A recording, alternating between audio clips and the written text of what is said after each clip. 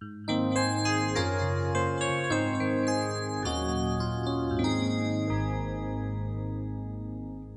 تنسوا الإعجاب بالفيديو والاشتراك في القناة تشجيعا لنا لنستمر بنشر المزيد إن شاء الله. Salam alaikum wa rahmatullahi wa barakatuh. Chers élèves, bienvenue dans cette partie, la partie numéro 5 de notre leçon sur l'ensemble N et notions d'arithmétique. Dans cette partie, on va voir la correction d'exercice de la vidéo ou bien de la partie 4. Vous pouvez la voir dans notre chaîne sur YouTube, et le PPCM, le plus petit commun multiple et le plus grand commun diviseur de deux entiers naturels.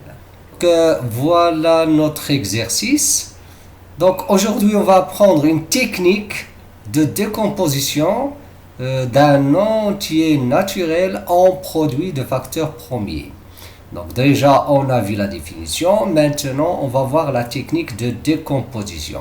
On va commencer par le nombre 171. Donc on prend ce nombre là et on essaie de le diviser par les nombres premiers qui sont bien sûr inférieurs à 171. On dit par exemple 171. Est-ce qu'il est divisible? On commence par le plus petit. Nous on sait que les nombres premiers, le plus petit c'est 2, et après c'est 3, c'est 5, 7, 11, etc. Donc on commence par 2. Qu'est-ce qu'on dit? On dit est-ce que 171 est divisible par 2? Non. Pourquoi? Parce que le chiffre d'unité n'est pas un nombre pair. On passe à 3. Donc on passe à 3, on va dire est-ce que 171 est divisible par 3? Oui, parce que la somme des chiffres, vous allez retourner à ce qu'on appelle les critères de divisibilité. Vous allez les trouver dans les vidéos précédentes. Donc vous avez 171 est divisible par 3 parce que la somme des chiffres est divisible par 3. Donc qu'est-ce qu'on fait? On divise 171 par 3. Regardez, donc on va écrire 171, on divise par 3, ici on va écrire le résultat de la division. Donc nous, qu'est-ce qu'on va dire? 171 divisible par 3, regardez, 171 divisible par 3, 17 divisé par 3 c'est 5, 5 fois 3 c'est 15, donc 15, le reste c'est 2. Donc 21 divisé par 3 c'est 7. Donc 7 fois 3 c'est 21. 21 moins 21 c'est 0. Donc 57. Regardez bien, 57. Donc on continue. On dit que est-ce que 57 est encore divisible par 3? Oui. Pourquoi? Parce que 7 plus 5 est égal à 12. 12 est divisible par 3. Donc on va effectuer la division. On va voir le résultat. 57 divisé par 3, ça va donner, vous avez 1, le reste c'est 2, 27, ça va donner 9, donc 19. Donc 57 divisé par 3, ça va donner 19. 19, est-ce qu'il est divisible par 3? Non. Est-ce qu'il est divisible par 5? Non. Est-ce qu'il est divisible par 7? Non. 11, non. Donc vous allez constater que 19 c'est un nombre premier, donc 19 il est divisible par 19. Alors ici, on s'arrête parce que 19 sur 19, ça va donner 1. Maintenant, la décomposition, c'est le produit de ces trois facteurs. Donc, enfin, on dit que 171, c'est quoi? 171, regardez bien, 171 est égal, 3 fois 3 est égal à 3 au carré, fois 19. Voilà la décomposition de 171. On passe à 270. 270, qu'est-ce qu'on va dire? On va dire, est-ce que 270 est divisible par 2? 270, est-ce qu'il est divisible par 2? Regardez bien. Oui, parce que 0 est un chiffre qui est un nombre qui est pair de chiffre d'unité, 0. C'est 0, il est pair. Donc 270, si on divise 270 par 2, il est clair que le résultat c'est quoi? On va écrire ici le résultat. Le résultat c'est 100. Donc regardez bien, le résultat ça va être 135. 135, est-ce qu'il est encore divisible par 2? Non, on passe à 3. Est-ce qu'il est divisible par 3? On va faire la somme des chiffres. La somme des chiffres, ça va donner 9. 9 est divisible par 3, donc 135 est divisible par 3. Donc on va écrire ici on va écrire le résultat de la division. Donc 135 divisé par 3, 13 divisé par 3 ça va donner 4, 4 fois 3 c'est 12, 12 le reste c'est 1, 15, 15 divisé par 3 ça va donner 5, donc 45. 135 divisé par 3 ça va donner 45. 45, est-ce qu'il est divisible par 3 encore? Oui, parce que la somme des chiffres c'est 9, 9 est divisible par 3. Donc on va diviser 45 par 3. 45, si vous la divisez par 3, ça va donner 3.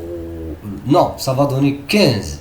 Ça va donner 15, parce que 15 fois 3, ça va donner 45. Donc ça va donner 15. 15, est-ce qu'il est divisible par 3? Oui, encore. 3, donc 15 divisé par 3, ça va donner 5. 5, est-ce qu'il est divisible par 3? Non. Est-ce qu'il est divisible par 5? Oui, 5. Donc, qu'est-ce qu'on va dire? Donc, le produit de ces facteurs. C'est ça la décomposition de 270. Donc, 270, on peut écrire maintenant 270 est égal à quoi? 2 fois 3 fois 3. Donc, vous avez 270, excusez-moi. Donc, 270 égale à 2 fois 3 au cube fois 5. 270 égale à 2 fois 3 au cube fois 5. Voilà la décomposition en facteurs de nombre premier. Regardez 101. Regardez 101, on a 101. 101, est-ce qu'il est divisible par 2? Non. Regardez, il n'est pas divisible par 2 parce que le chiffre d'unité c'est 1. Est-ce qu'il est divisible par 3? Non. Est-ce qu'il est divisible par 5? Non. Est-ce qu'il est divisible par 7? On va effectuer la division. 101. Donc on va voir, est-ce qu'il est divisible par 7? Regardez, 101 divisé par 7. Vous avez 10 divisé par 7, ça va donner 1. 1 fois 7, ça va donner 7. 10 moins 7, ça va donner 3. 31. 31 divisé par 7, ça va donner 4. 28. Donc 28, ça va donner encore 3. Donc 14, donc il n'est pas divisible par 7. Alors on va s'arrêter là parce que puisque 101 n'est divisible par ni 2, ni 3, ni 5, ni 7, c'est pas la peine de voir 11. Si vous vous souvenez, je vais vous rappeler une chose qui est très importante. On a dit que si les nombres premiers qui sont inférieurs à ou égal à racine de 101, si vous vous souvenez de ça, les nombres premiers qui sont inférieurs à la racine de 101, qui est presque environ 10, quelque chose, donc les nombres premiers inférieurs à 10, si 101 n'est pas divisible par aucun de ces nombres premiers, alors 101 c'est un nombre premier. Donc c'est pas la peine de voir la division par 11. Donc ici on va s'arrêter, on va dire que 101 c'est un nombre premier. Donc la décomposition de 101, on peut dire que 101 il s'écrit égal à 101, c'est-à-dire sa décomposition c'est lui-même. Maintenant on passe au paragraphe suivant. Voilà notre dernier paragraphe où on va utiliser toutes les définitions et les propriétés qu'on a vues dans les paragraphes précédents. On va voir le plus grand diviseur commun de deux nombres entiers naturels et le plus petit commun diviseur de deux nombres entiers naturels. On va d'abord voir le plus grand diviseur commun de deux nombres entiers naturels. Voici une définition. On dit qu'un nombre entier naturel D est diviseur commun des deux nombres A et B si D est diviseur de chacun d'eux, c'est-à-dire si D divise A et B en même temps. Exemple, on va voir cet exemple. Vous avez 12 et 32. Quels sont les diviseurs de 12? Les diviseurs de 12, qu'est-ce qu'on a dit? Les diviseurs de 12, c'est 1. Pour ce qui concerne 12, vous avez 1. Les diviseurs, c'est 1, 2, 3, 4, 5, non, 6 et 12. Voilà les diviseurs de 12. Maintenant, on va voir les diviseurs de 32. Les diviseurs de 32, c'est 1, 2, 4, vous pouvez vérifier ça, 8, 16, 32. C'est ça? Donc, quels sont les diviseurs communs de 12 et 32 ici? Vous avez, bien sûr, pour ce qui concerne 1, il divise tous les nombres. Hein? Donc, les autres, c'est quoi? Qui sont différents de 1. Vous avez 2, 2. 4, 4. Et c'est tout. Donc, les diviseurs communs de 12 et 32, ici, c'est 1, 2 et 4. Mais regardez bien. On va définir. Maintenant, on va vous donner une définition qu'il faut retenir. Le plus grand diviseur commun de deux nombres entiers naturels. Maintenant, on parle du plus grand diviseur commun. C'est-à-dire le plus grand entier parmi les diviseurs communs des nombres entiers A et B. Donc ici, on cherche quoi? Quel est le plus grand diviseur parmi ces diviseurs communs? Vous allez constater que c'est 4. Ici, on peut dire que 4, c'est un diviseur, c'est le plus grand diviseur commun de 12 et 32. C'est-à-dire, c'est un diviseur commun et c'est le plus grand. C'est le plus grand. Et on note comme ça, on écrit par exemple 12, par exemple 12 et 32, regardez, ça c'est une notation égale à 4. Ou bien on écrit aussi le PGCD de 12 et 32 égale à 4. On lit le plus grand commun diviseur des deux nombres 12 et 32. Et donc maintenant, on va définir une autre notion, le plus petit multiple commun. Voilà une définition. On dit qu'un nombre entier naturel M est un multiple commun des deux nombres A et B si M est un multiple de chacun d'eux, c'est-à-dire s'il est multiple de A et B. Un multiple commun. On va voir par exemple les multiples de 2. Donc faites attention ici, les multiples, ils sont infinis. Les multiples de 2, c'est quoi? Vous avez 0, les multiples de 2, c'est à partir de 0. Vous avez 0, vous avez 2, 4. On multiplie 2 par les entiers naturels. Donc 2 fois 0 c'est 0, 2 fois 1 c'est 2, 2 fois 2 c'est 4, 2 fois 3 c'est 6, 2 fois 4 c'est 8, 2 fois 5 c'est 10, etc. Voilà les multiples de 2. Maintenant, on va chercher la liste des multiples de 5. Voilà, c'est 0, 5 fois 0, 0, 5 fois 1 c'est 5, 5 fois 2 c'est 10, 5 fois 3 c'est 15, 5 fois 4 c'est 20, etc., etc. Mais, regardez bien, on va dire quels sont les multiples communs. C'est-à-dire un multiple de, bien sûr, on parle ici d'un multiple non trivial, c'est-à-dire différent de 0. quel est les multiples communs différents de 0? Donc, vous avez, c'est-à-dire qui est multiple de 2 et multiple de 5. Vous avez 10. Par exemple, c'est un multiple commun. Ici aussi, si on pousse les calculs, parce que ici, on peut dire 10, vous avez 12, après, etc. On va trouver aussi 20. Donc, 20 aussi, c'est un multiple commun. Hein, c'est un multiple commun. 10, c'est un multiple commun. Mais 10, on dit que 10 dans ce cas-là, c'est le plus petit. Donc c'est ça ce qu'on va définir ici. Regardez bien. Le plus petit multiple commun de deux nombres entiers naturels, A et B supérieurs ou égal à 2, c'est-à-dire on a deux nombres qui sont supérieurs à 2.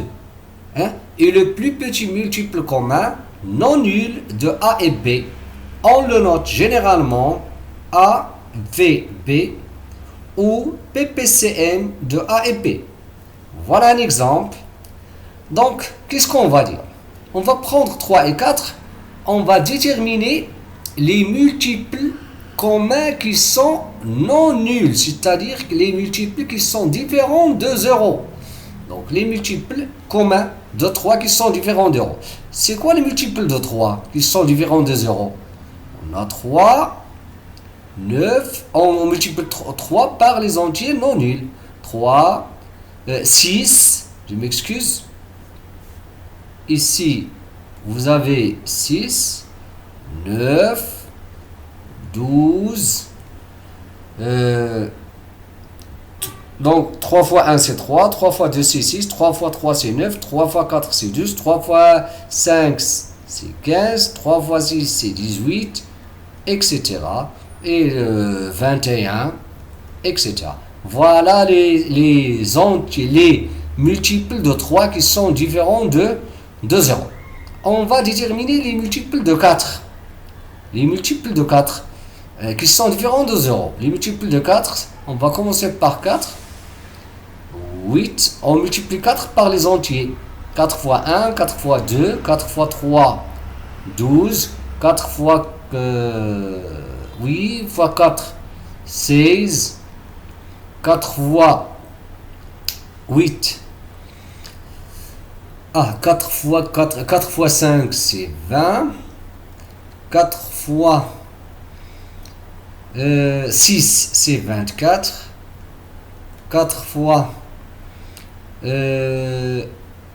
7 c'est 28, 32, etc. Ici on peut encore pousser, donc 18, 21, 24, 27, etc. etc. Donc regardez, voilà les multiples de 3. Hein? Il y en a encore beaucoup. Hein? Donc qu'est-ce qu'on va dire? Qu'est-ce qu'on va faire? On va chercher le multiple commun qui est le plus petit. Donc ici dans cette liste, quels sont les nombres qui sont répétés entre les multiples de 3 et les multiples de 4? Donc regardez bien, vous avez 12. C'est un multiple de 3, c'est un multiple de 4. Vous avez encore, quel encore? 24. Voilà. Mais le 12, il s'appelle le plus petit commun multiple. Il est commun parce qu'il est multiple de 3 et il est multiple de 4. Et le plus petit. Hein? Donc c'est ça le plus petit multiple commun. Donc, mais il reste, lorsqu'on a des nombres qui sont un peu plus grands, comment définir le plus petit commun et le plus grand diviseur commun? Donc regardez, ici il y a un théorème, c'est comme une règle qu'on va admettre, c'est-à-dire qu'on ne va pas démontrer. Le plus petit commun multiple de A et B supérieur ou égal à 2, si on a deux nombres qui sont supérieurs à 2, tous les deux, A et B, le plus petit commun c'est quoi? C'est le produit de tous les facteurs premiers communs et non commun de A et B, menu du plus grand des exposants trouvés dans la décomposition en facteur premier de A et B. Donc on va expliquer ça.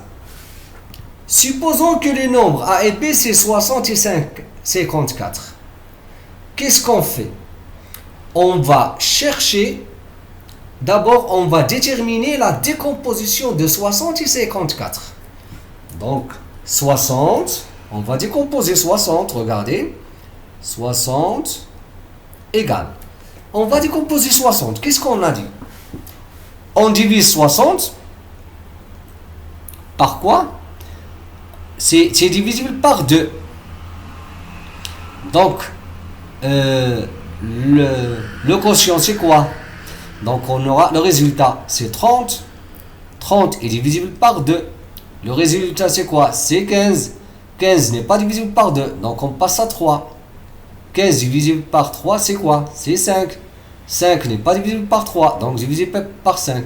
Donc, ici, on va s'arrêter. On va dire que voilà la décomposition. 2 fois 2, c'est 2 au carré, fois 3, fois 5. C'est ça la décomposition de 60. Maintenant, on passe à 54, la même chose. Pour décomposer 54, donc 54, il est divisible par 2. Voilà 54 divisé par 2, ça va donner combien? Ça va donner 27. Mais 27 n'est pas encore divisible par 2, donc il est divisible par 3. 27 divisé par 3, ça va donner 9. 9, il est encore divisible par 3. Ça va donner 3. 3 divisé par 3, ça va donner 1. Donc on s'arrête là. Donc 2 fois 3 au cube. 2 fois 3 au cube. Voilà. Donc maintenant, c'est quoi le PPCM? C'est quoi le plus petit commun multiple? Donc on écrit 60, le plus petit commun de, on note comme ça, égal. Voilà. Qu'est-ce qu'on fait? On cherche les facteurs communs et non communs dans les décompositions de 60 et 54. On a les facteurs communs et non communs. C'est-à-dire les facteurs premiers, bien sûr. On a 2, il est commun. Voilà. 3, il est commun. 5 n'est pas commun. Mais ici, qu'est-ce qu'ils ont dit? On écrit les facteurs en facteurs premiers.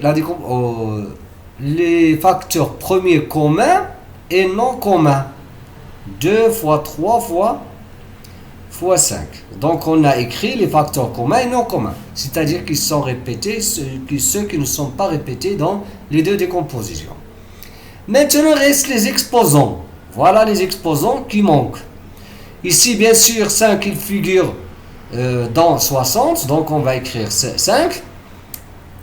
C'est-à-dire, il figure une seule fois dans 60. Donc, on va l'écrire comme il est. Ici, qu'est-ce qu'on va faire? On cherche l'exposant le plus grand. Ici, l'exposant, c'est 1. Ici, l'exposant, c'est 3. Donc, on va écrire l'exposant le plus grand. 3. Ici, on a l'exposant 2. Ici, on a l'exposant 1. Donc, on va écrire l'exposant 2. Donc, ce nombre-là, si on le calcule, bien sûr, ce nombre-là, il est donné par sa décomposition en facteur premier. C'est le PPCM de 60 et 54. Donc, maintenant, on va passer à un autre théorème sur le plus grand commun diviseur. Voilà une autre règle, bien sûr, qu'on va admettre, c'est-à-dire qu'on ne va pas démontrer. Le plus grand commun diviseur de A et B supérieur ou égal à 2, c'est-à-dire on va prendre deux nombres qui sont supérieurs à 2, tous les deux, produit des facteurs premiers communs A et B, le plus petit des exposants du plus petit, donc menu du plus petit des exposants, trouvé dans la décomposition facteur premier de A et B. Donc ici, qu'est-ce qu'on va faire? On va encore d'abord commencer par la décomposition. Regardez l'importance de la décomposition en facteur premier. Non, 42, c'est pas 24. Donc, 42. Donc, 42 égale. On va décomposer 42. 42. Il est divisible par 2. Donc, excusez-moi. Donc, il est divisible par 2. Le résultat, c'est quoi? C'est 21. 21 divisé par 3, ça va donner 7. 7 divisé par 7, ça va donner 1. Donc, 2 fois 3 fois 7. 2 fois 3 fois 7. Voilà la décomposition de 42. Maintenant, qu'est-ce qu'on va faire? La décomposition du 18. La décomposition du 18, ça va donner, vous pouvez le vérifier, c'est 2 fois 3 au carré. La décomposition en facteur premier. C'est quoi le plus grand diviseur commun qu'on note? Donc, le plus grand diviseur commun, on le note bien sûr comme ça, A, B. C'est comme ça, on note le plus grand diviseur commun. Donc, on va dire que le plus grand diviseur commun de A et B, qu'on note comme ça, égale. On écrit seulement les facteurs premiers communs. C'est-à-dire qu'ils se répètent. Vous avez 2 ici, 2 ici. Le voilà. 3 ici, 3 ici. Très bien. Donc, on n'écrit pas ceux qui ne sont pas communs. 7, il n'est pas commun. C'est-à-dire, il ne figure pas dans la décomposition de 18. Donc, on ne va pas l'écrire. Les exposants ici, on écrit le plus petit. Ici, on a 1. Donc, c'est 1. Ici, l'exposant, c'est 1. Ici, c'est 2. Donc, ici, c'est 1. Donc, 2 fois 3. Donc, ici, on peut dire que le plus grand diviseur commun de 18 et 42, c'est 2 fois 6. 2 fois 3 qui est égal à 6. Et tout simplement, bien sûr, je vais vous donner quelques exercices à faire pour bien assimiler ça. Et c'est très, très important. Bien sûr, on va avoir d'autres exercices pour bien comprendre ceci. Voilà des exercices que je vous propose.